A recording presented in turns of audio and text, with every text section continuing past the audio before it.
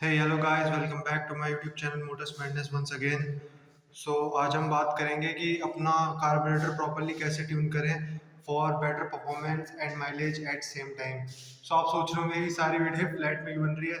तो guys flat में इसलिए बन रही है क्योंकि बाहर हो रहा है बारिश का मौसम और पीछे मैंने मडगार्ड कुछ ज़्यादा ही मॉडिफाई करा हुआ है और पीछे का जो होता है टायर अगर वो है नहीं अभी, तो इसलिए बाहर गंदी हो जाएगी बारिश वगैरह में, इसलिए घर के अंदर ही बना रहा हूँ, फ्लैट के अंदर खड़ी है बाइक। गाइस आज के वीडियो में बात करने वाले हैं कि अपने कार्बोरेटर को कैसे ट्यून करना है हमें for better mileage and performance at same time, कि माइलेज भी अच्छा मिले और बाइक परफॉर्मेंस भी हमें अच्छा दे। ठीक है। बहुत सारी वीडियोस पड़ी हैं यूट्यूब की इसके ऊपर, तो मैंने चेक करी है, देखी है, पर किसी ने भी इतना प्रॉपर अच्छे से बताया नहीं है। ठीक है, तो मैं आज आपको एक बहुत अच्छी नॉलेज दूंगा इसके बारे में, शॉर्ट एंड सिंपल रखूंगा पर काफ़ी अच्छी नॉलेज दूंगा और कार्बोरेटर के बारे में बताऊंगा कि किस टाइप के कार्बोरेटर से किस चीज़ को सेट करते हैं। ठीक है, तो चलिए वीडियो को शुरू करते हैं। गाइस जैसा कि हमारी NS है जो BS3 और BS4 वर्जन है, आपको पता है सिर्फ उसमें कार्बोरेटर आता है। जो अब नई आ रही है BS6 या BS6 फेज 2, वो फ्यूल इंजेक्टेड बाइक्स हैं, वो सब ECU से कंट्रोल होती है। ठीक है, तो उसमें कार्बोरेटर आता ही नहीं, फ्यूल इंजेक्शन आता है उसमें, तो उसमें सेट करने का कोई झंझट ही नहीं है। अपना ECU से जैसे भी सिग्नल जाता है बाइक उसी हिसाब से अपना पेट्रोल का इंटेक बढ़ा देती है या कम कर देती है। ठीक है, जिस भी टाइम पे इंजन को ज़्यादा ज़रूरत है कम ज़रूरत है, तो जो हमारी कार्बोरेटर वाली बाइक्स होती है वो हमें खुद से ट्यून करनी पड़ती है। ठीक है, तो आपको इसके लिए चाहिए होगा एक ऐसा स्क्रू ड्राइवर, जिसको ये छोटा वाला है, आप बड़ा भी ले सकते हैं अगर आपका स्क्रू तक ना पहुंचे। तो आपको सिर्फ एक इसकी ज़रूरत है और किसी भी चीज़ की ज़रूरत नहीं है। तो पहले तो आपको बताता हूँ कि दो टाइप के कार्बोरेटर कौन कौन से होते हैं। ठीक है, तो देखो भाई, जो इंजन के इस साइड होता है ना जहाँ पर चेन होती है, ठीक है, जिस साइड चेन होती है, जो इस तरफ होता है ना, इस तरफ होता है कार्बोरेटर इंजन के, वो होता है, वो उससे हम एयर कम ज़्यादा करते हैं। ठीक है, वो एयर स्क्रू होता है वो। ये किसी भी यूट्यूबर ने नहीं बताया कि कौन सी साइड वाला कौन सा कार्बोरेटर होता है। जो इस वाली साइड होता है ना, उससे हम एयर स्क्रू होता है उसमें, उससे हम एयर इनटेक कम ज़्यादा करते हैं। ठीक है, और जो ये वाली साइड होता है ना, जो इंजन के ऊपर होता है, इस वाली साइड होता है, जो आपके मतलब आप जब बाइक पे बैठोगे तो आपकी जो राइट साइड वाला जहाँ पे होगा ना, राइट साइड पे कार्बोरेटर, तो वो वाला जहाँ पे कार्बोरेटर होगा, जैसे NS में इस साइड होता है, तो उससे पेट्रोल कम ज़्यादा होता है, वो होता है वॉल्यूम कंट्रोल स्क्रू, VCS जिसे कहते हैं। उससे एयर कम ज़्यादा नहीं होती। कई यूट्यूबर्स को ये मिथ रहता है कि उससे एयर कम ज़्यादा होती है, नहीं, वो सिर्फ पेट्रोल के लिए होता है, उससे पेट्रोल कम ज़्यादा होता है। तो करना क्या होता है गाइज, हमें ट्यून करने के लिए आपको एक बार पहले तो चेक करना है कि आपका कार्बोरेटर किस साइड है। अगर आपका कार्बोरेटर इस साइड है, लेफ्ट साइड, जब आप बाइक पे बैठेंगे तो उससे एयर कंट्रोल होगी, एयर स्क्रू होता है वो। ठीक है, और अगर इस साइड है आपका कार्बोरेटर तो उससे पेट्रोल की ट्यूनिंग होगी, उससे पेट्रोल कम ज़्यादा होगा। अब आपको सिंपली करना क्या है, देखिए मैं ऐसे तो बता नहीं सकता हूँ क्योंकि मेरा जो स्क्रू है मैंने बहुत पहले ट्यूनिंग करी थी, पता नहीं कुछ साल ही पहले करी होगी। तो ये मेरा स्क्रू जो है वो जाम हो चुका है, तो मैं आपको ऐसे करके नहीं दिखा सकता हूँ, पर आपको करना क्या है मैं आपको बता देता हूँ। देखिए, ये कार्बोरेटर में ना ये वाला स्क्रू है, यहाँ पे जहाँ पे मैंने ये वो रखा हुआ है, ये दिख रहा होगा आपको, ये वाला, ये जहाँ पर मैंने ये पेचकस रखा हुआ है इस टाइप, ये ये ये गोल्डन कलर का स्क्रू रहता है। तो सिंपली आपको करना क्या है, ट्यूनिंग स्टार्ट करने के लिए पहले अपनी बाइक थोड़ी सी वार्म करनी है, चला लेनी है, 1-2 किलोमीटर राइड करके आ जाइए।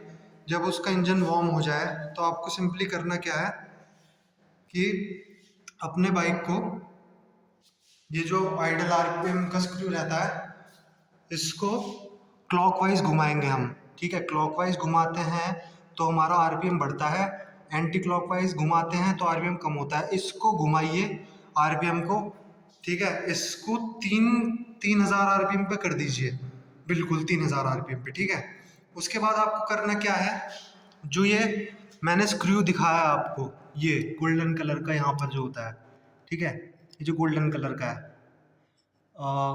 फोकस फोकस हो जा फोकस, एक मिनट गाइस, फोकस कर लेता हूँ। हाँ, ये जो स्क्रू है ना, ये वाला, ये जिस पे मैंने रखा, ये इसको क्या करना है, सिंपली आपको पहले क्लॉकवाइज डायरेक्शन में घुमाना है। क्लॉकवाइज में घुमाएंगे तो आपका पेट्रोल कम जाएगा। आप इसको एक बार फुली टाइट कर दीजिए, ठीक है। जब आप इसको फुली टाइट कर देंगे ना, तो आप देखेंगे कि आपका जो आरपीएम आपने 3000 पे सेट करा होगा, वो धीरे धीरे डाउन होने लगेगा, ठीक है, क्योंकि एयर का जो उसमें वो है क्वांटिटी, वो कम हो जाएगी, ठीक है। एयर की क्वांटिटी नहीं, पेट्रोल की कम हो जाएगी, सॉरी, क्योंकि पेट्रोल कंट्रोल होता है ना उससे, तो पेट्रोल उसमें कम जाएगा, ठीक है। तो आप देखेंगे कि 3000 आरपीएम से ये धीरे धीरे नीचे आना शुरू कर देगा, इसकी जो आरपीएम है वो गिरने लगेगी। उसके बाद आपको क्या करना है, धीरे धीरे उसको एंटी क्लॉकवाइज में खोलना है, ठीक है। जब आप इसको धीरे धीरे एंटी क्लॉकवाइज में खोलोगे, तो आप देखोगे कि आपकी आरपीएम फिर से बढ़ने लगेंगे ऊपर की तरफ, ठीक है। जब आपके आरपीएम बढ़ने लगे तो बहुत तेज तेज चूड़ी नहीं घुमानी है इसकी, ठीक है। टर्न्स करना है तो बहुत हल्के हल्के करने हैं, ठीक है। आराम आराम से करना है। एक पॉइंट आएगा जहां आपके आरपीएम सबसे ज्यादा होंगे।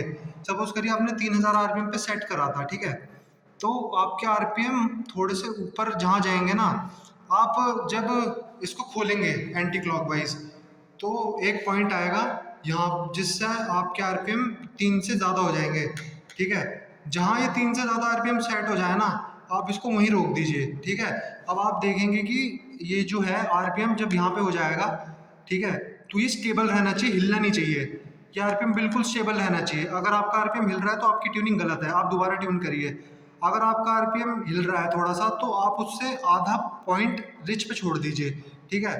पर रहना ये स्टेबल चाहिए, ठीक है।